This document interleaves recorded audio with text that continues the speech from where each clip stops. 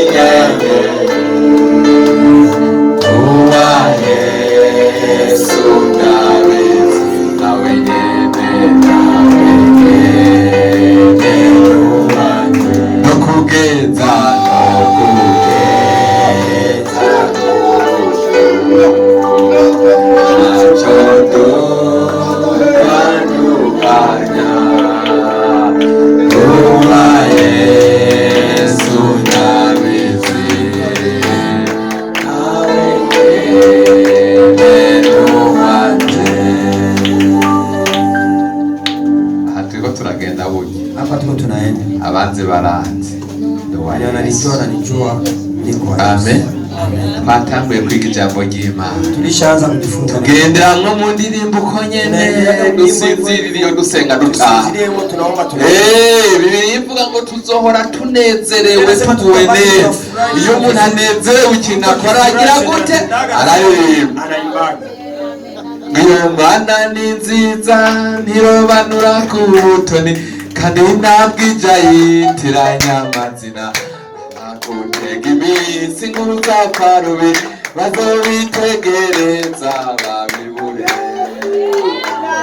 Kuko ivuze ngo baho ivuze ngo uri safata mbiri byishira hejuru imivumo y'abakwanga nizo gufata kuko bavuma rimwe igakuba kabiri ikaduha umugisha. Ibicurariro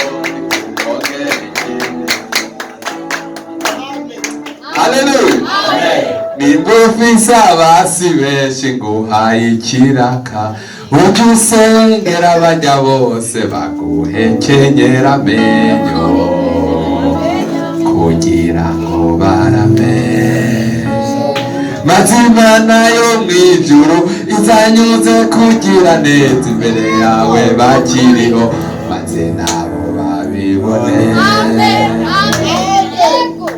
Ngicyo nkundira Imana rero barakwangika kwemera baraguca naye gaca kanzu barahonyora ingahuha. Yesu abaho umugisha. Yesu awabariki. Maguruke dusenge Imana turahisi. Simame tuombe tunamaliza. Navuze ntitwigishanya mu ndirimbo tutajanye byahenge iconzi n'ubugiye gusenga tunaenda kuomba Mungu. Ku majambo twumvise Neno tulisikia aturunye Bibiliya dahera mu Yahishuriwe Yohana yaza mu itanguriro zakubona dukwiye gusengana mu isengesho riri mu gitabo cy'itanguriro ngaha mu gice c'11 sura ya 11 dusenga dutahe tunaomba tuende kuko Yesu yagize neza sababu Yesu alifanya vyema.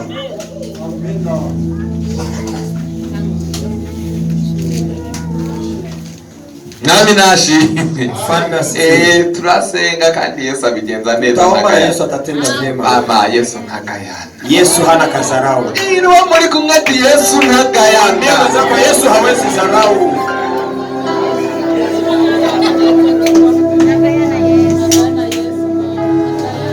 Imana ni gutoranya ntawe uzogutunga intoki abareba igihagararo bazotangara bumirwa bati Dawidi wari umushumuni ugira ijambo uyu munsi bakwemere kuko Imana yabyemeye. Uri mwiza Mana kandi urahebuje uri mwiza Mana kandi urahebuje. Umva kandi Imana nireba nk'abantu kandi nitora nk'abantu abantu babona yuko ibyiza atari wewe bikwiriye. Imana yo yakurora ikabona uruti bishongore ikabona uruti bikwerere kukwireba ku mutima uwo munsi ikakwemera ikakwemeza n'abantu. Turi mu majambo Yesu yacishije ngaha. Yesu alipitisha hapa. Itanguriro pasita Kitabu cha Mwanzo igice c'11 sura ya 11. Duhaguruke kugira ngo mwumve neza yuko tugiye gusenga. Nilitaka tusimame ili msikie vizuri ya kwamba tunaenda kuomba na tuwe. Haravuga ngo dore ku murongo wa mbere Imana iyoberanya indimi z'abantu. Amen. Imana igira tepasi iyoberanya indimi ziyi aho nta muntu arabyumva neza. Hapo hakuna maisha bisikia vizuri. Haravuga ngo abo mu isi yose bari bafise ururimi rumwe no kuvuga kumwe nuko bariko baragenda berekeye uburasirazuba babona ikiyaya mu gihugu c'Ishinari bagereraho baravugana bati ngo tubumbe amatafari tuyaturirire neza. Nuko bakoresha amatafari mu gishingo c'amabuye na kaburimbo mu gishingo c'ubudongo. Baravuga bati ngo twiyubakire igisagara n'umunara uzushikira ijuru kugira ngo twironkere izina rya rurangiranwa twoye gusabigirira mu isi yose. maze uhoraho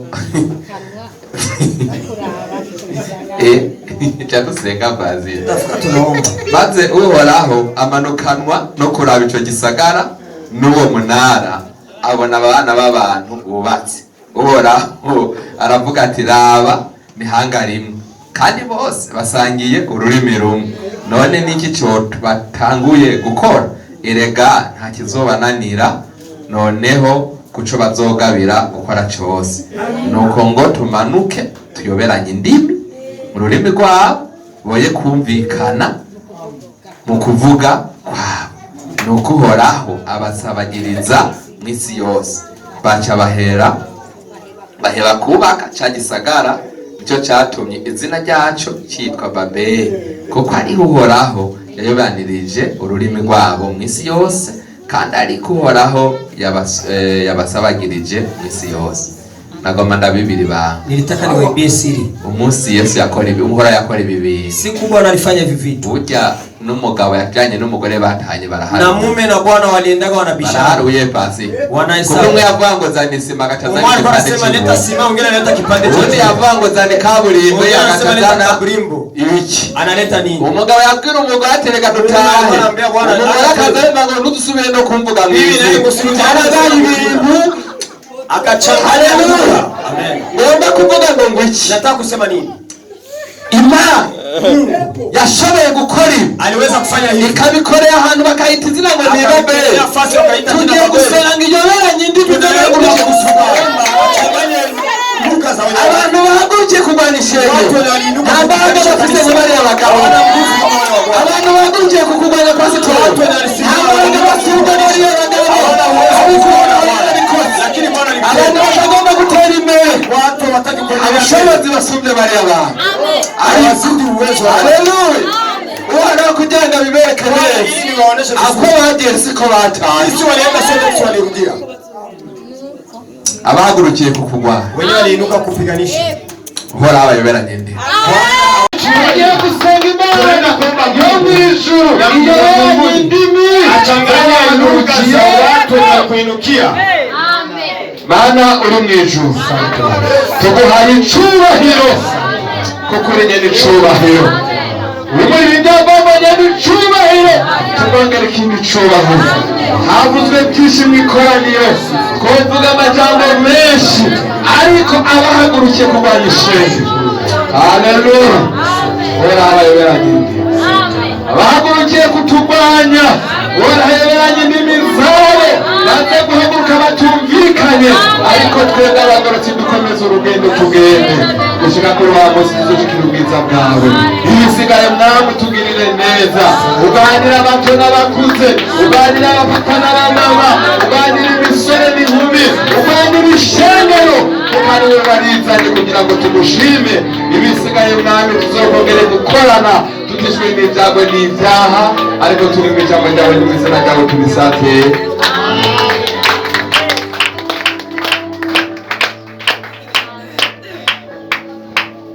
Komera Imana yacu abasha.